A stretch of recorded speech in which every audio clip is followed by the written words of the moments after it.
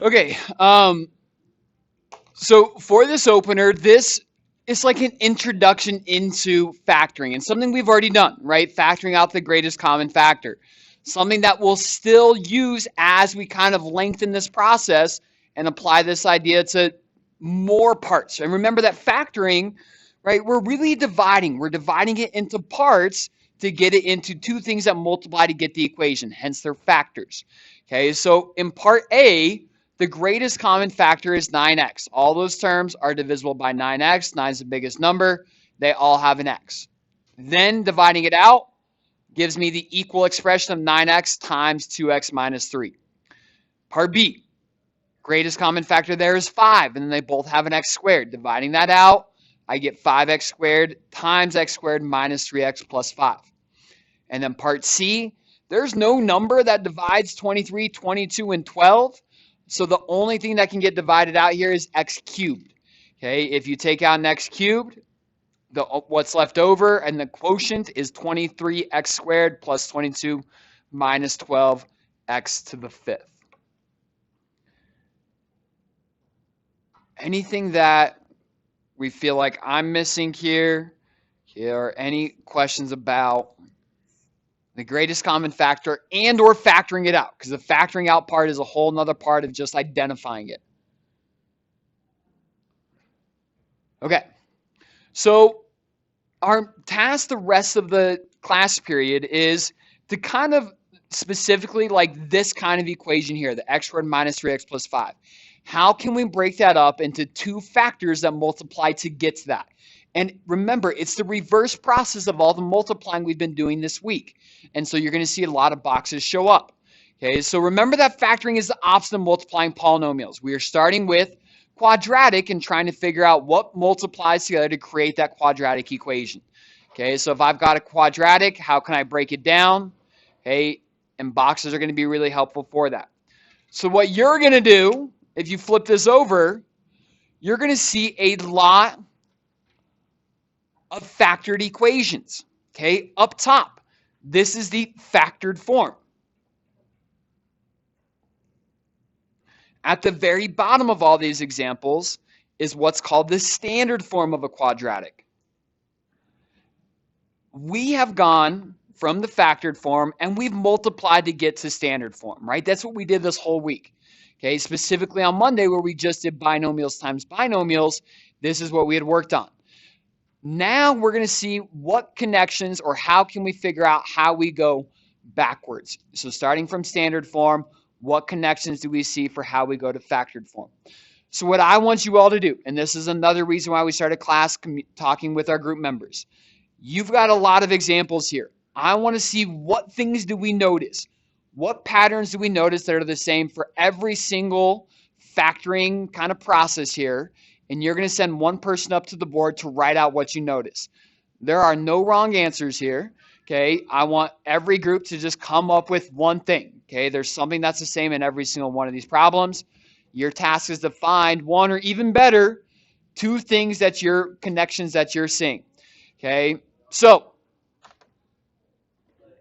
all right, so let's look at some of the observations you all came up with, and then we'll see if anybody also noticed the relationship between those two numbers and this middle one here.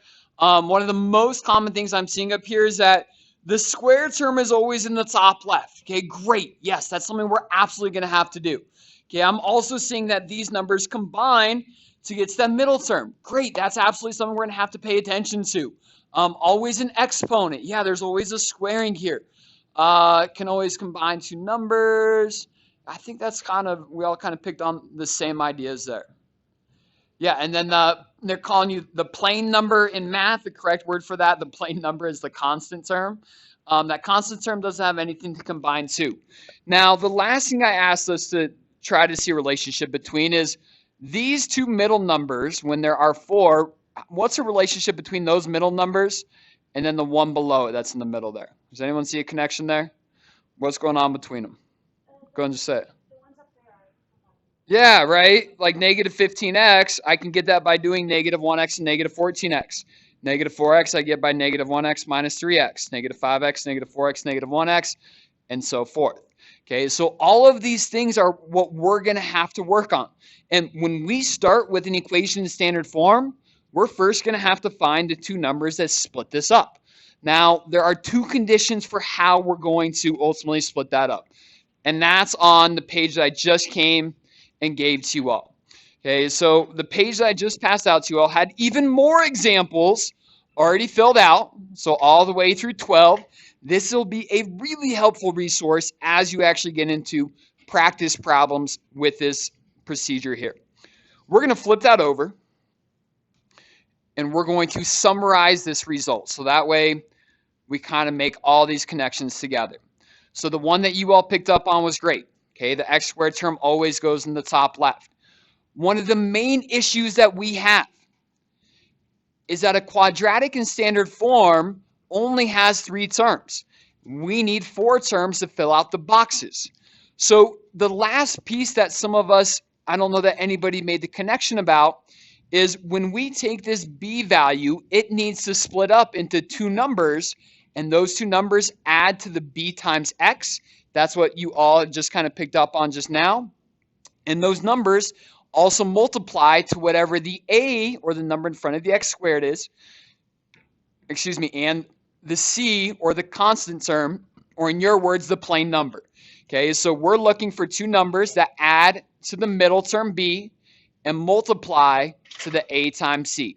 That'll be one of the most difficult things that we have to figure out on our own. Okay, so to factor, and this is the key to everything. This is the one thing that as you work on practice problems, you want to keep coming back to. We have to multiply a times c. Notice where the a and the c are. A is always in front of x squared. C is always the constant, or that plain number, if I were to put it in your words. Find 2 numbers that multiply to a times c and add to b times x. They need to meet both of those conditions. You want to focus on the numbers that multiply to a times c. Then we're going to write the 2 terms, mx and nx, and then we find the GCF in each columns, and that's how we factor. So let's put this to use. So our task is to factor the quadratic expression below. When we're factoring, we mostly know the insides, and we're going to work to try to find the outsides for what multiplies to get this polynomial. To start, we need to find our 2 numbers that multiply to a times c, where a times c is 5 times 1, which is 5. We also need to find numbers that add to b, which is 6. Okay, so what I'm referring to, a is this 5, b is 6, and c is 1. So when I'm talking about a, b, and c, it's not any of the variables, just the numbers. Okay, so a is the number in front of the x squared, b is the number in front of the x, and c is the constant. When we're trying to find these numbers, sometimes they'll be really obvious, sometimes they'll be really difficult. I shouldn't say really difficult. They can be a little more challenging, and it really depends on your own individual number sense. Some of us are really good with numbers, some of us, that's why we don't like math, because the number part is hard. When we're trying to find these numbers, you want to focus on the factors of 5. What I mean by factors is what numbers multiply to 5. So factors of 5. And I'm going to list those out. Luckily, in this case, there's only 2, right? The only 2 numbers that I can multiply to get 5 are 1 and 5 itself. Well, can I get 1 and 5 to add to 6? Or do they already add to 6? They sure do. Okay, so they need to meet both of those conditions. So 1 and 5, multiply to 5, and add to 6. Now we have all the information to fill out our boxes. What these 2 numbers are doing is that they are splitting up the 6x. So now, I shouldn't have wrote that there. Our equation is 5x squared. Instead of 6x, the 6x has been broken down to be 5x and 1x, and then we have plus 1 in the bottom right, that constant term, which a lot of you had picked up on. Right, and the other thing you all notice is these 2 numbers always add to the middle. Now, to find the outsides, it's just a lot of greatest common factor problems. So I'm going to find the greatest common factor in this column. So between 5x squared and 1x, what is the greatest common factor? Just x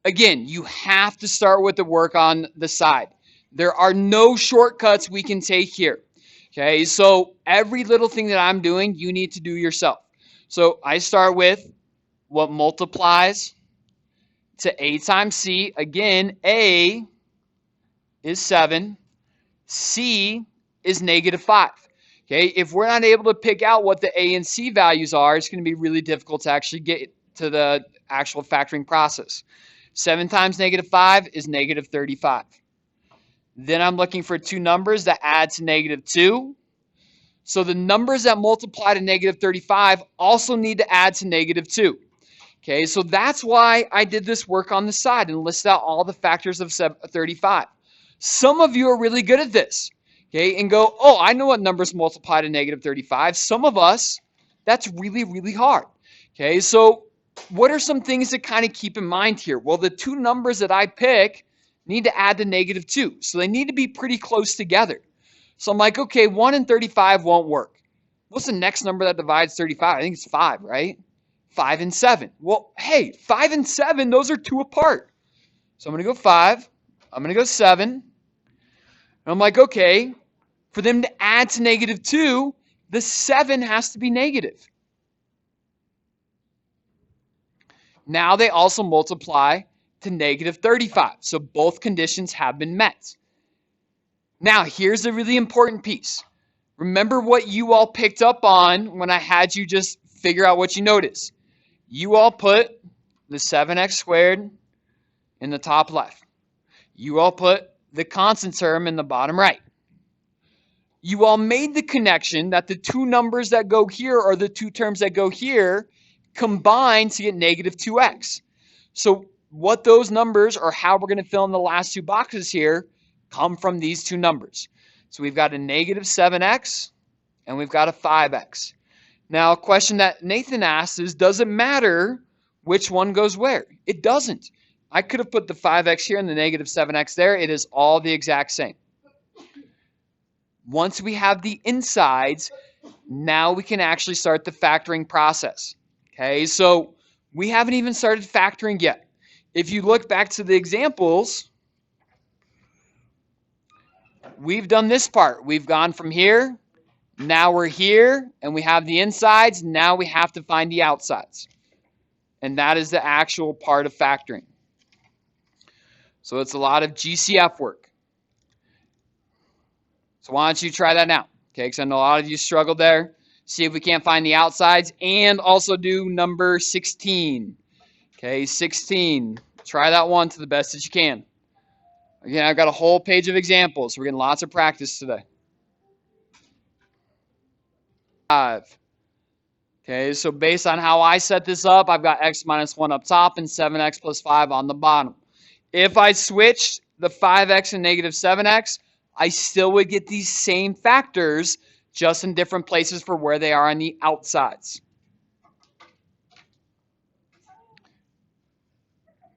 Questions here on 15.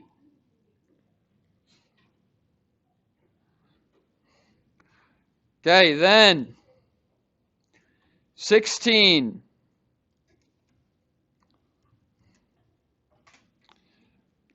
Again, I start by finding the two numbers that multiply to a times c. A in this case is 3. C is 6. 3 times 6 is 18. Those numbers also need to add to -19. The only two numbers that are going to meet those conditions are -18 and -1. And again, those two numbers are the diagonal boxes that we don't know. The 3x squared or the x squared always top left. Constant term always bottom right. GCF of this column is x. GCF of this column I called -6. Okay, again, if you say it is +6, it's just going to change how the other signs work out. A lot of times there are other ways to make this all work. Okay, there's not necessarily one right answer here.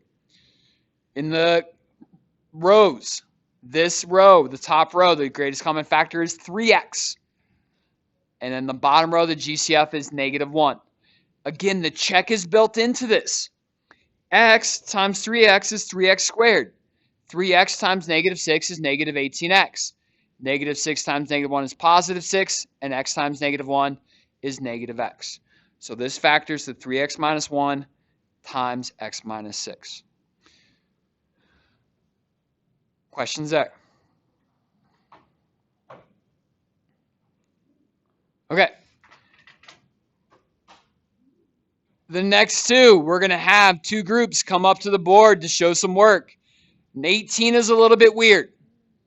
But why? What is missing in 18? Catherine, what is missing? There's no bx. That's exactly it. So let's add one in there. Okay, we can add bx in as long as we don't change it. Okay, so what number can we add without changing the value of it, Hunter? 0. So when we factor this, this is 9x squared plus 0x minus 4. Now we know what b is, we know what a, we know what c is. You're going to work on these two here in a second. I'm going to come give your groups one problem to come up to the board. Every group will go up to the board at some point, whether that's today or on Friday.